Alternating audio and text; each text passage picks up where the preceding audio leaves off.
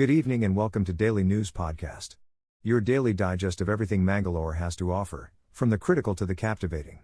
Join us as we delve into today's top stories. In a tale reminiscent of ancient scriptures, the villagers of Kodambala, Kadaba, were left in awe as a colossal King Cobra ventured out of the forest into their midst. This 13-foot-long serpent, believed to be an avatar of Kalinga, sparked fear and fascination among the locals.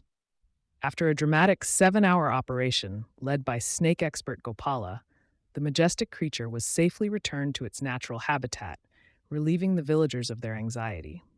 The King Cobra, revered as the longest venomous snake, is known for its mythical associations with Kaliya from Hindu legends.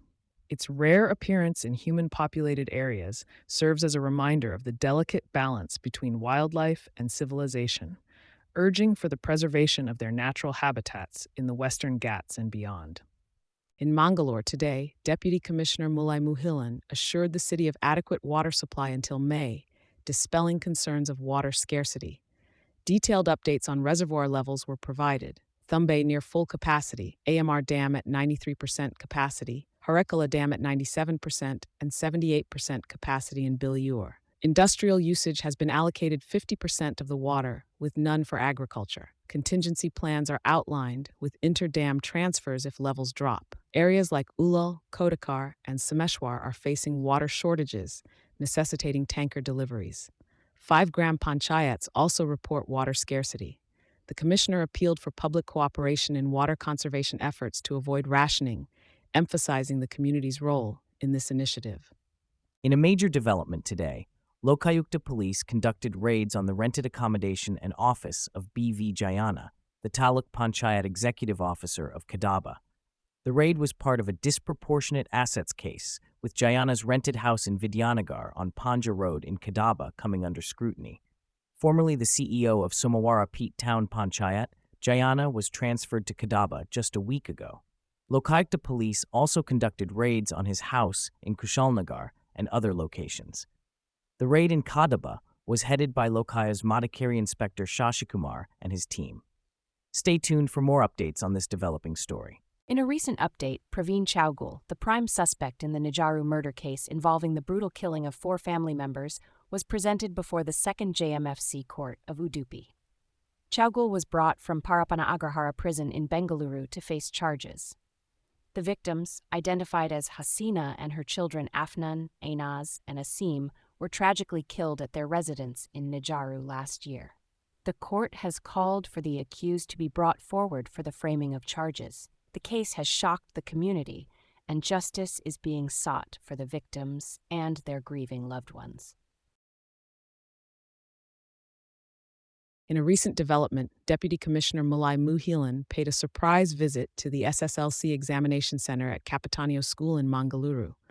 The DC inspected the arrangements and closely examined the CCTV setup in place.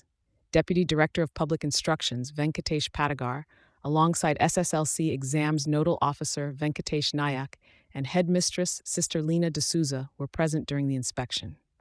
The DC also inquired about the facilities provided to ensure a smooth conduct of exams, including drinking water and other amenities for the students. Such proactive measures aim to uphold the integrity of the examination process and ensure a conducive environment for the students appearing for the SSLC exams. An elderly couple in Thadka village, Bantwal, allegedly ostracized by the Christian community after being manhandled by a church priest. The incident, captured in a viral CCTV footage, occurred during a blessing visit on Feb 29th. The couple lodged a complaint against Fufter Nelson Oliveira and claim harassment from the community. Social activists assisting the couple have faced backlash, with one being removed from the parish council. Mangalore Diocese is accused of shielding the priest and ignoring the couple's distress. The victims call for an impartial inquiry and accountability for the accused. The community is urged to stand against false complaints and support the elderly couple seeking justice. In an update from Ramkunja village, Kadaba, the police have made significant progress in solving a recent case of theft. 2 suspects, identified as Sadat Ali and Hamid, have been arrested in connection with the robbery at Nabisa's residence in Golatadi. Authorities are currently on the lookout for 3 more individuals involved in the crime. The perpetrators forcibly entered the house on March 11th, stealing cash totaling Rs 1.08 lakh and 13 sovereigns of gold ornaments valued at Rs 5.20 lakh. The theft was reported by Nabisa's son, Siddiq, after returning from Mangalore. Thanks to a vigilant relative, Faisa, the crime was discovered, and further investigation revealed the involvement of the suspects. Hamid's prior knowledge of the targeted house and the assistance of his associates from Farangjipet led to the execution of the theft. The police have commended the coordinated efforts of Upanangadi Circle Inspector Ravi B.S., Crime PSI Akshay Davji, and their team in swiftly progressing with the case. In a heartwarming incident at Malpe Beach, a 1.5-year-old child was saved from drowning by expert divers led by Eshwar Malpe. The child, who had been caught in tidal waves, was rescued after a couple from Mysuru, along with their child, faced a distressing situation in the water. Quick action by local auto rickshaw drivers, who noticed the family's plight, ensured the child was swiftly taken to an ambulance and later to a hospital. Thankfully, the child is now recovering well. The heroic efforts of the divers and the swift response of the locals have averted a potential tragedy at Malpe Beach. In Mangalore today, ahead of the Lok Sabha elections, the city police commissioner has taken a tough stance to ensure peace and order. Extending their crackdown on criminal elements, 13 more individuals have been issued externment orders, bringing the total to 51. Additionally, to curb potential troublemakers, 480 habitual offenders have been made to sign undertaking bonds, pledging to refrain from unlawful actions. Stay tuned for more updates on this developing story.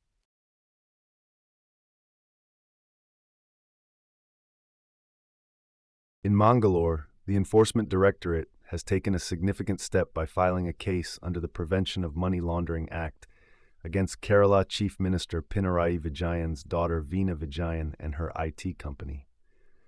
The case revolves around alleged illegal payments made to Ms. Vijayan's firm by a mineral company. The complaint, filed by the Serious Fraud Investigation Office and prompted by the Center, accuses a private Kochi-based company of making payments to Ms. Vijayan's company without receiving any services in return.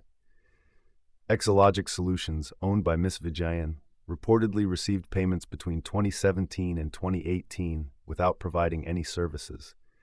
Despite objections raised in the Karnataka High Court by Exalogic Solutions, the investigation continues. Chief Minister Vijayan has denied the allegations, stating that his daughter had initiated the company using his wife's retirement funds.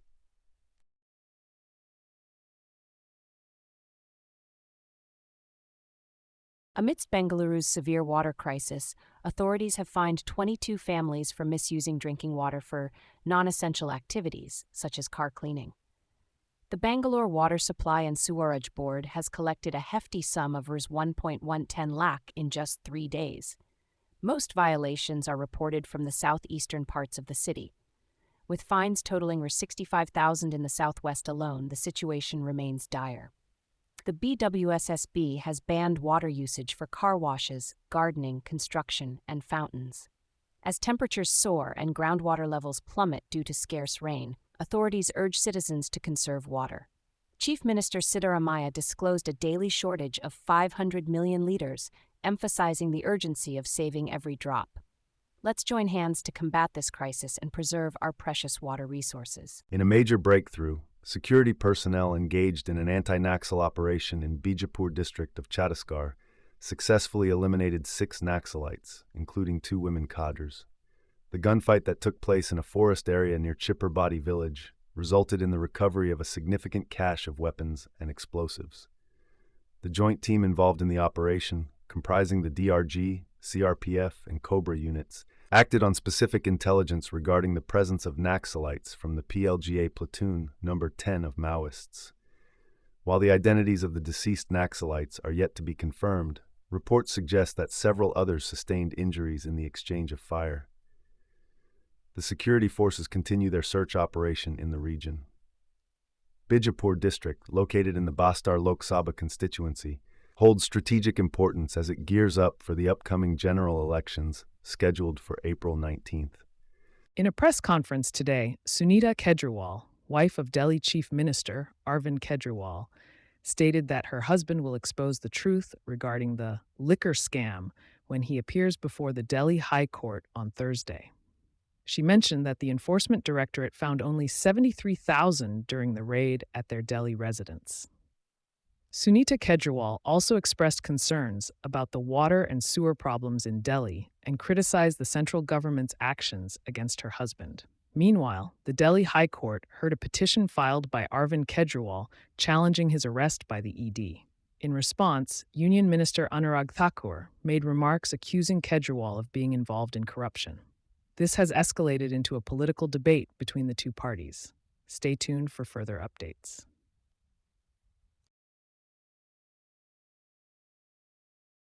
In a major development, Pavan Davaluri, an alumnus of IIT Madras, has been appointed as the new head of Microsoft Windows and Surface. Following in the footsteps of tech giants like Sundar Pichai and Satya Nadella, Mr. Davaluri has taken over from Panos Panay, who left Microsoft to join Amazon last year. This reshuffle comes as part of a holistic approach to building devices and experiences in the AI era, according to an internal memo accessed by The Verge. With over 23 years of experience at Microsoft, Mr. Davaluri's leadership is expected to drive innovation in AI products. The reorganization also saw Mustafa Suleyman, co-founder of Google DeepMind, joining Microsoft as the CEO of its new AI team. Stay tuned as Mangalore Today brings you more updates on this evolving tech landscape. In a significant development, the accomplished IPS officer Dr. Sadanand Date, known for his impeccable track record, has been appointed as the head of the National Investigation Agency, NIA. Dr. Date's distinguished career includes his heroic actions during the 26/11 terror attacks in Mumbai, where his bravery played a pivotal role in rescuing hostages at the Kama and Albles Hospital. He was honored with the prestigious President's Police Medal for his gallantry. With a doctorate from Pune University and a background in cost and management accounting, Dr. Date is recognized for his diligence and professionalism. His innovative approach, such as implementing e-office systems to streamline processes, has earned him respect within the police force. Known for his integrity and dedication to his work, Dr.